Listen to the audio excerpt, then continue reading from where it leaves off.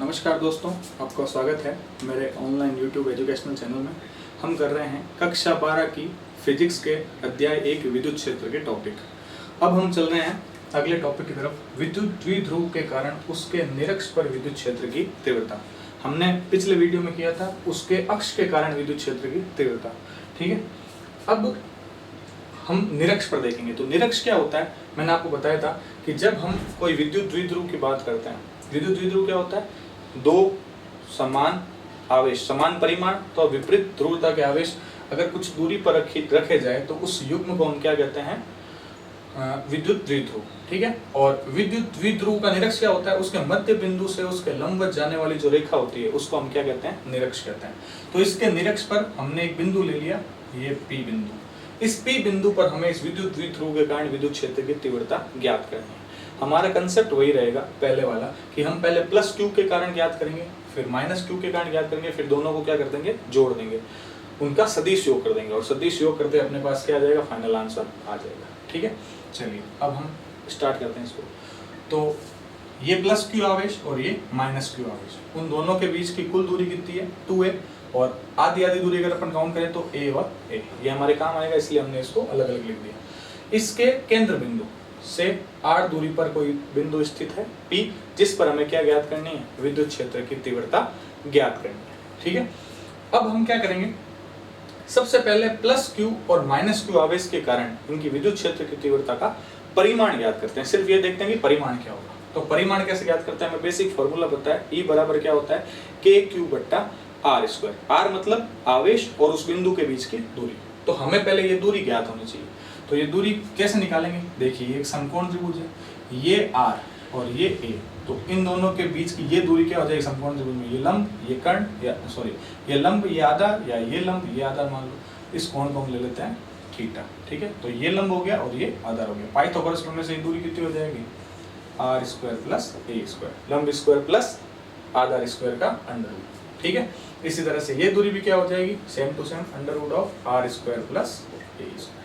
ठीक है, तो हम अगर E प्लस Q की बात करें, यानी मैं सिर्फ और सिर्फ क्या ले रहा हूँ, परिमाण ले रहा हूँ, तो परिमाण क्या होगा, KQ बट्टा R स्क्वायर। R मतलब दूरी, दूरी यहाँ पर कितनी है, R square plus A square का होल स्क्वायर। तो यहाँ पर अपने पास क्या मिल गया, KQ बट्टा R square plus A square, simple सा अंडर रूट हट गया। ठीक है, अगर मैं E माइनस क्यू की बात करूँ, ठीक है, E माइनस क्यू कैसे ज्ञात करेंगे, KQ बट्टा under root of R square plus A square का होल स्क्वायर।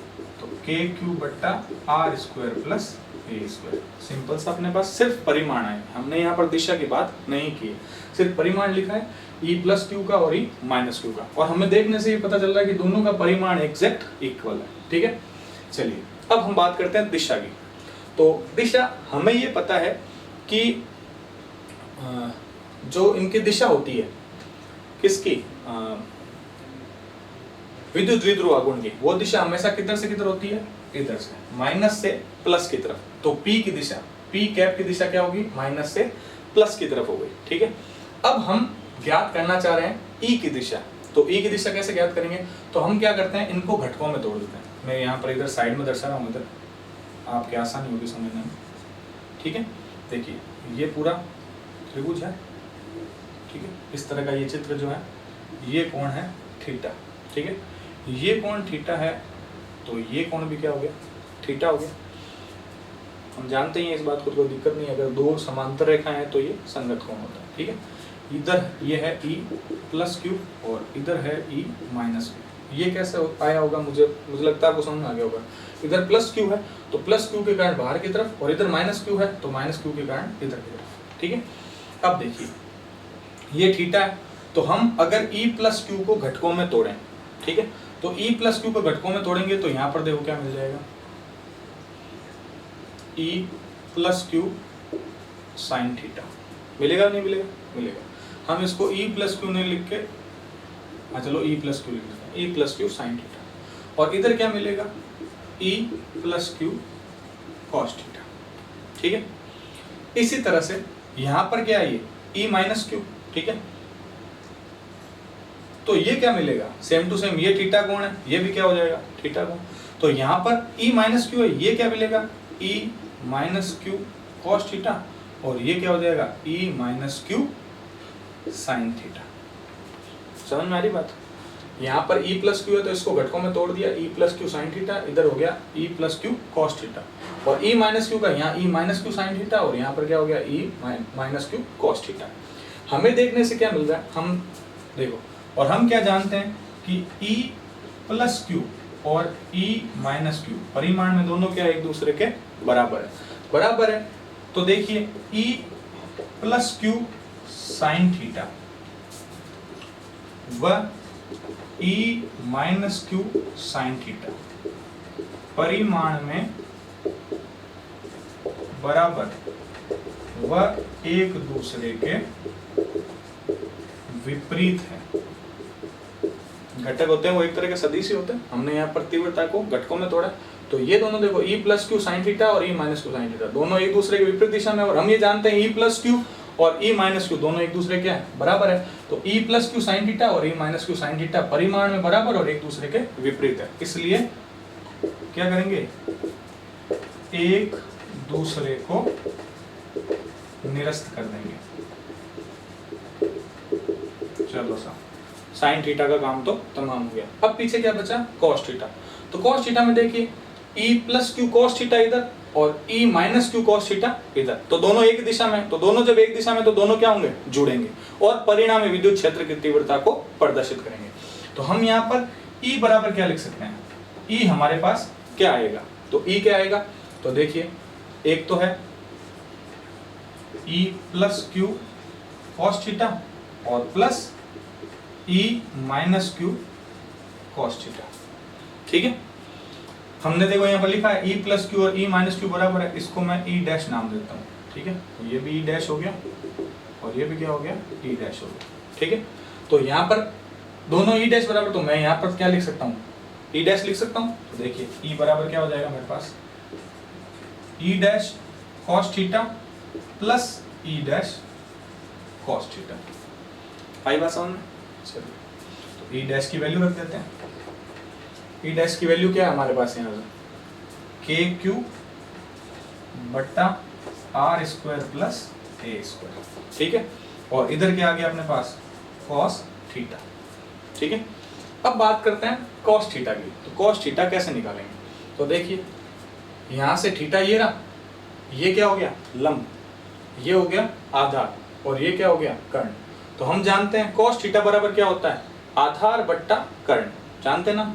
तो आधार अपने पास क्या है a, और कर्ण अपने पास क्या है under root R square plus A square. ये मेरे हिसाब से समझ में आ गया, हटा सकता हूँ इसको।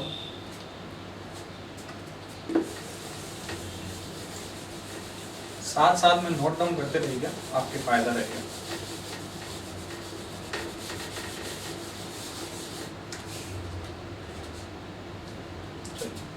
तो अब हम याद करते हैं कॉस थीटा की वैल्यू।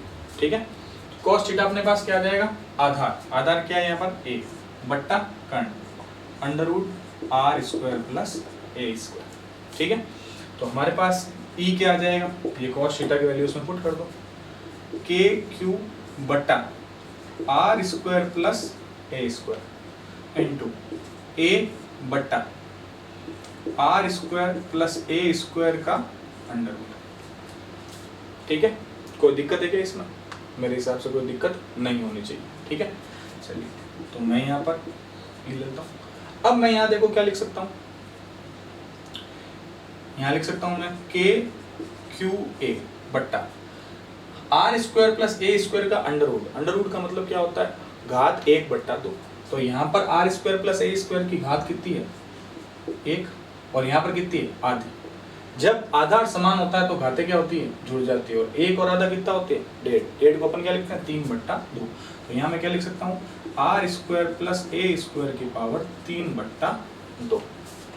ठीक है, अब मैं वापस पुराना वाला प्रोसेस करता हूँ। आर स्क्वायर को क्या करता हूँ, यहाँ से क्या लेता हूँ मैं कॉमन लेता हूँ। ठीक है, तो जब मैं कॉमन लूंगा तो मेरे पास क्या बन जाएगा, देखो यहाँ पर के क्यू ए बट्टा आर स्क्वायर को कॉमन लिया, तो कॉमन लेने पर उसके साथ घात आई तो देखो आर स्क्वायर और उसके ऊपर घात क्या है 3/2। जब घात पे घात होती है तो घातों का क्या होता है गुणा, तो 2 और 1/2 कट जाएगी, पीछे क्या बच जाएगा आर क्यूब। तो यहाँ पर अपने पास क्या बच गया आर क्यूब, और यहाँ अपने पास क्या बन गया 1 + a² की पावर 3/2।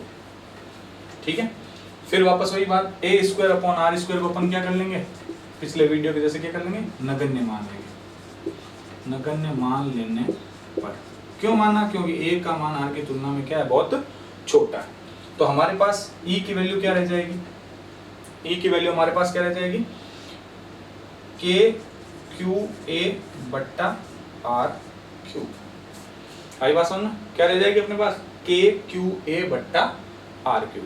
ठीक है, ओह सॉरी, यहाँ पर अपने एक मिस्टेक चल रही थी। यहाँ पर देखिए KQR²/A², अपन ने यहाँ पर ये वैल्यू रख दी, तो ये cos थीटा आ गया प्लस E' cos थीटा यहाँ भी तो आएगा KQ/R² + A² cos थीटा। तो ये दोनों जुड़ के और अपने पास यहाँ पर क्या वैल्यू आ जाएगी E = 2KQ/R² + A² cos theta. ठीक है, तो यहाँ पर सॉरी 2 आएगा, तभी मैं सोचूं गड़बड़ क्या होगी। ठीक है, अब देखिए यहाँ से अपन फिर आगे की तरफ बढ़ते हैं। 2A × Q, हम जानते हैं P बराबर क्या होता है 2A × Q, तो हम यहाँ पर E बराबर क्या लिख सकते हैं KP/R³। तो E निरक्ष अपने पास क्या आया KP/R³। अगर हम इसको सदिश के रूप में लिखना चाहें तो सदिश के रूप में E बराबर क्या आ जाएगा, E सदिश बराबर KP/R³। तो E तो देखिए इस दिशा में काउंट कर रहे हैं, ये माना अपन ने फाइनल E, और P इधर दिशा में, तो ये हो जाएगा -P, ये सदिश रूप में और ये परिमाण के रूप में।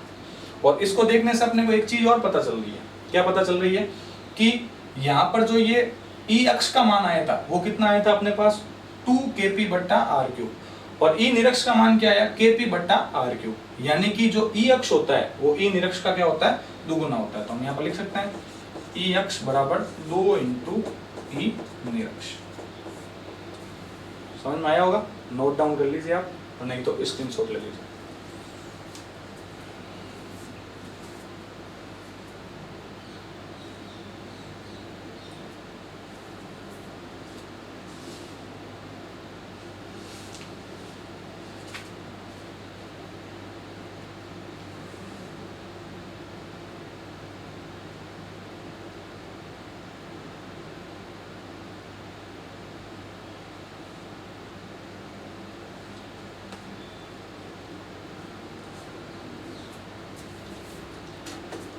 चलिए, आई होप आपको ये समझ में आया होगा।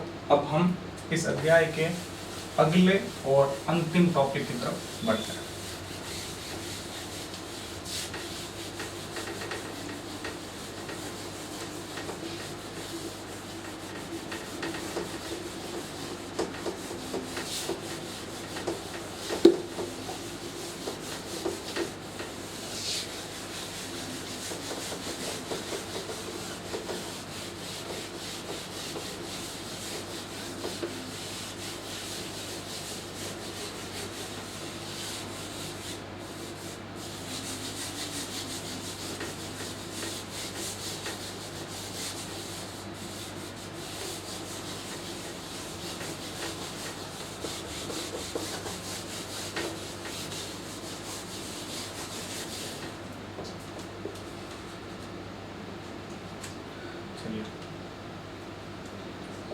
एक समान विद्युत क्षेत्र में स्थित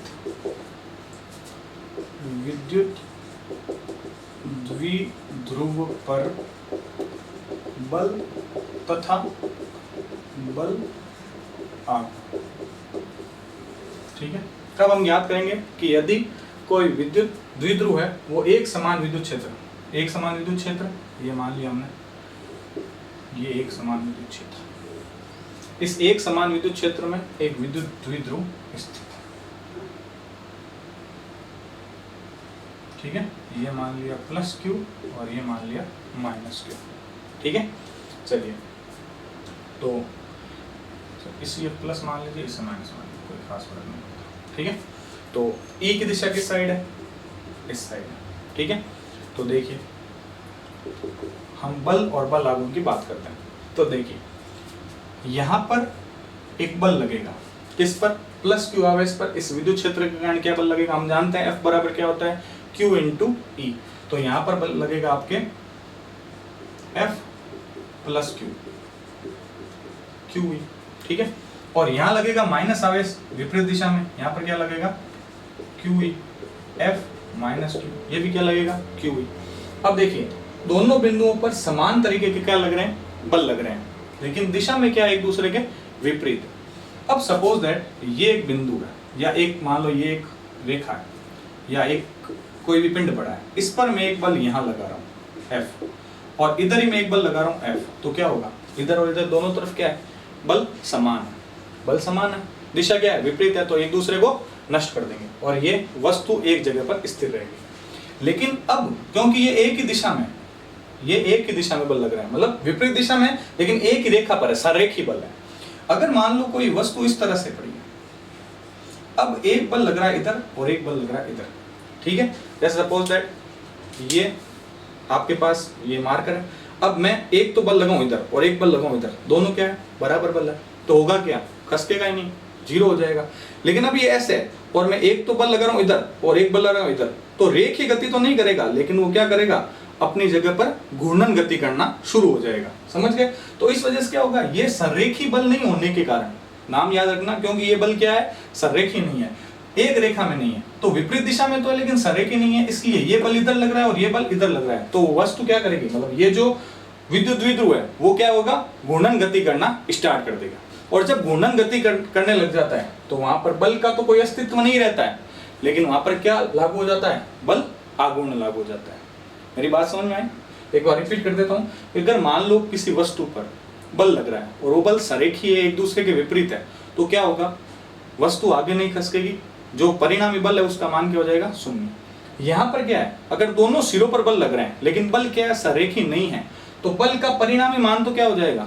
एक तरह से मानेंगे तो जीरो हो जाएगा, लेकिन ये इसको क्या करना लग जाएगा? वहां रेखीय गति होगी ना घूर्णन गति होगी। यहाँ पे रेखीय गति तो नहीं होगी, लेकिन क्या होने लग जाएगी? घूर्णन गति, यानी वस्तु क्या होगी? अपनी जगह पर घूर्णन करना प्रारंभ हो जाएगी। और ये घूर्णन करके क्या करेगी? ये जो ई है, ये जो ई है वो इस दिशा में, तो ये क्या करेगी कि मैं इस विद्युत द्विध्रुव को अपनी दिशा में यानी इस तरह से लाने का प्रयास करूं।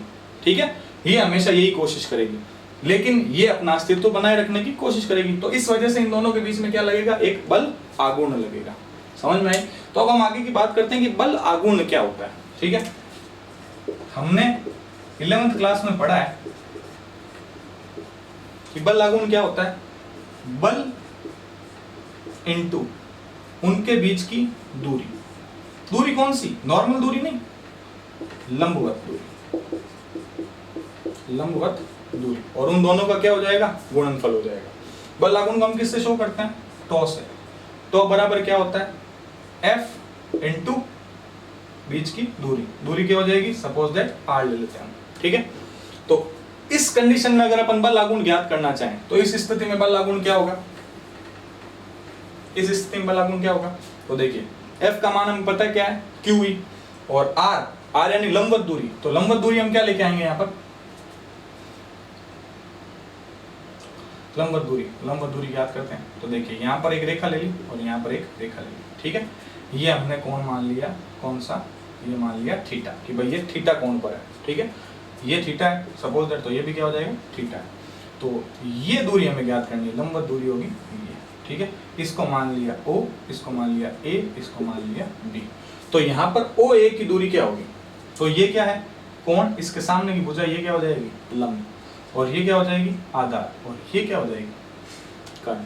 ठीक है, हमें ज्ञात क्या करना है? ये वाली दूरी यानी OA ज्ञात करना है। तो हम क्या जानते हैं? इन दोनों के बीच की दूरी हमें पता है कितनी है? कितनी है? 2A है। ठीक है, तो ये क्या हो जाएगा?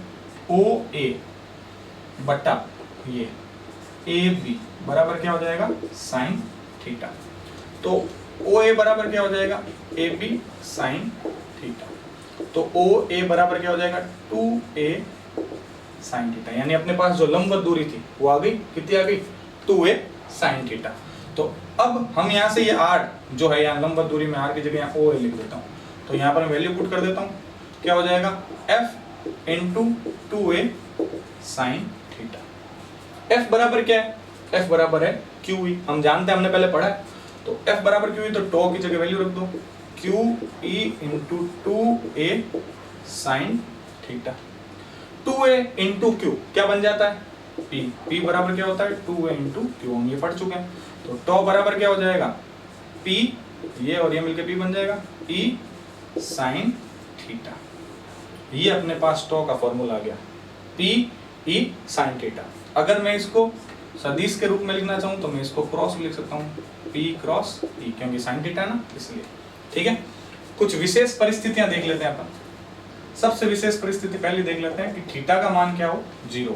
थीटा का मान 0 होने का मतलब क्या है कि ये विद्युत द्विध्रुव है, ये और विद्युत क्षेत्र दोनों क्या है एक दिशा में, एक दिशा में। तो जब एक दिशा में है तो बल आघूर्ण करता क्या है, बल आघूर्ण इसको इसके समांतर लाने का प्रयास करता है। तो जब एक दिशा में है तो बल आघूर्ण का मान क्या होना चाहिए 0 होना चाहिए। देखते हैं इससे आता कि नहीं आता। तो टॉ बराबर क्या अपने पास PE साइन थीटा। थीटा बराबर 0, तो साइन थीटा का मान क्या हो जाएगा 0, क्योंकि साइन 0 का मान क्या होता है 0। तो टॉ बराबर अपने पास क्या आ जाएगा PE इंटू 0, यानी टॉ बराबर क्या आ गया 0। कई बात समझ में। दूसरी कंडीशन ले लेते हैं, थीटा का मान अगर 90 डिग्री हो तो 90 डिग्री में क्या हो जाएगा, थीटा बराबर 90, तो साइन 90 का मान क्या हो जाएगा 1। तो टॉ बराबर PE इंटू 1, यानी टॉ बराबर टॉ मैक्सिमम आ जाएगा कितना P, यानी कि अगर यहाँ पर ये लंबवत हुआ तो इसको समांतर लाने में क्या करना पड़ेगा, सबसे ज्यादा प्रयास अपने को करना पड़ेगा। और तीसरी कंडीशन, यदि थीटा का मान क्या हो जाए 180 डिग्री, तो यहाँ पर साइन की जगह पर क्या रखना है, यहाँ पर सिंपल सा आपको 180 डिग्री मान रखना है और ये अपने पास वैल्यू वापस आ जाएगी। यानी अगर वही होगी तो दिशा विपरीत हो जाएगी, बाकी सेम टू सेम आ जाएगा। ये आप खुद कर सकते हैं मेरे हिसाब से। तो इस तरह से हमने कक्षा 12 की फिजिक्स का पहला चैप्टर विद्युत क्षेत्र कंप्लीट कर दिया। आई होप आपको सारी चीजें समझ में आई होगी। मैं एक दिन अलग से सेशन लेकर इसके जो इम्पोर्टेंट न्यूमेरिकल है वो मैं आपको करवा दूंगा। थ्योरी का जो पार्ट है अभी के कोर्स के हिसाब से वो आपका कंप्लीट हो गया है। अगले वीडियो में हम पढ़ेंगे दूसरा चैप्टर। ठीक है, ये जो सारे अपन ने डेरिवेशन किए, मैं आपसे ये रिक्वेस्ट करूंगा कि ये सारे डेरिवेशन अच्छे से आप लिखें, वापस रिवाइज करें। कोई डाउट हो तो आप मुझे कमेंट सेक्शन में पूछ सकते हैं, मेरी ईमेल आईडी पे मेल भी कर सकते हैं। ठीक है, अगर आपको मेरा वीडियो अच्छा लगा है तो वीडियो को लाइक कीजिए, सब्सक्राइब कीजिए मेरे चैनल को ताकि आपको नोटिफिकेशन मिलते रहें। और हाँ, कमेंट जरूर करें, क्योंकि आपके कमेंट ही मुझे मोटिवेट करते हैं। अगर आपके कमेंट आते रहेंगे तो मैं वीडियो बनाता रहूँगा, वरना मैं पिछले जैसे 1 महीने से वीडियो नहीं बनाया वैसे फिर से वीडियो बंद हो जाएंगे। आपके कमेंट आएंगे तो मैं रेगुलर वीडियो बनाता रहूँगा। थैंक यू वीडियो देखने के लिए। जय हिंद, जय भारत।